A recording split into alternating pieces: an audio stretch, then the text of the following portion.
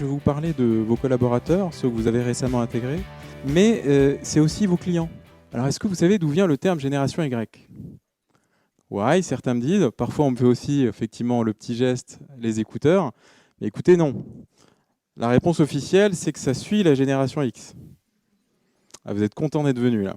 On est dans une époque exceptionnelle où on va avoir un gigantesque chassé-croisé dans les entreprises, avec évidemment des baby-boomers qui progressivement sortent du marché du travail et des générations Y qui arrivent massivement. Donc ça veut dire que la capacité qu'on a à les comprendre, à les intégrer et à les fidéliser, c'est absolument clé pour les entreprises. Ce qui est amusant, c'est que dans le panel des personnes que j'ai questionnées, qu'ils soient recruteurs, managers, profs ou dirigeants, tous m'ont dit la même chose, c'est-à-dire ils veulent tout de suite.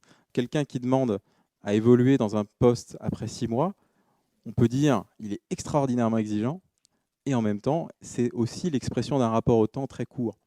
Moi, j'ai coutume de les appeler la génération Google. Alors pourquoi Google? Parce que ce qui les intéresse, ce n'est pas la recherche, c'est l'obtention du résultat. Et si Google met plus de 5 secondes à m'apporter la réponse, ça rame. Donc ça, c'est un sacré enjeu pour les organisations, parce que évidemment, dans l'entreprise, on ne peut pas toujours aller aussi vite que ça. On est face à une génération qui exprime le besoin de comprendre le pourquoi des actions qu'on lui donne à réaliser. Ça peut mettre en déséquilibre un manager, parce que lui-même a peut-être été formé sur l'idée que le chef, c'est celui qui sait, et si on lui pose une question, c'est qu'on le remet en cause.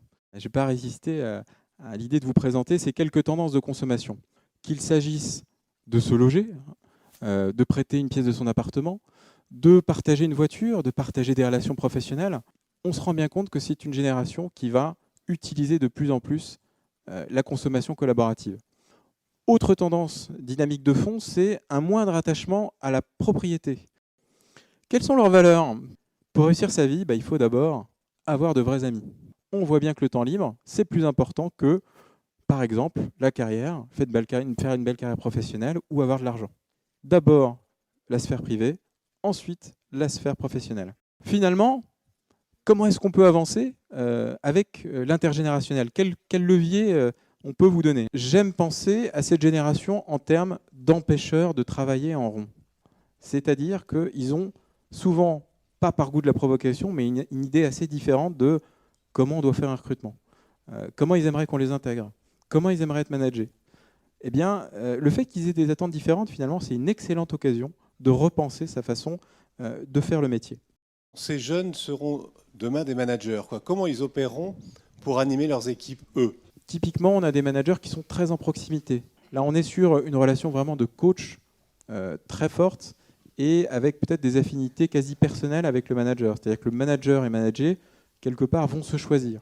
Alors moi, c'est sur le rapport à l'argent de cette génération. À la fois un besoin d'argent permanent et en même temps un respect des règles, besoin de garde-fous. On dit souvent que c'est une génération qui est très à l'aise avec ses paradoxes. Je trouve que c'est une génération qui a un rapport de fascination-répulsion avec l'argent. C'est-à-dire au sens où, pour le coup, vous vous souvenez, quelqu'un avait dit je veux avoir une Rolex à 50 ans, sinon j'ai raté ma vie. Alors là, pour le coup, c'est l'antithèse. C'est-à-dire je pense qu'ils ne sont pas dans une consommation démonstrative. En revanche, il y a une fascination des marques qui, moi, me trouble. Comment elle va se comporter demain par rapport à la performance où l'entreprise demande toujours plus de performance? Ce qui va faire qu'ils vont comprendre la performance, c'est que la performance ait un sens. C'est à quoi sert mon travail, à quoi servent mes efforts, et c'est ça la performance. Donc, pour faire un peu court, s'il y a du sens, alors il y aura de la performance. Bon, je vous laisse peut-être avec une citation, Oscar Wilde qui disait la nouvelle génération est épouvantable, et il rajoutait j'aimerais tellement en faire partie. Voilà. Merci beaucoup.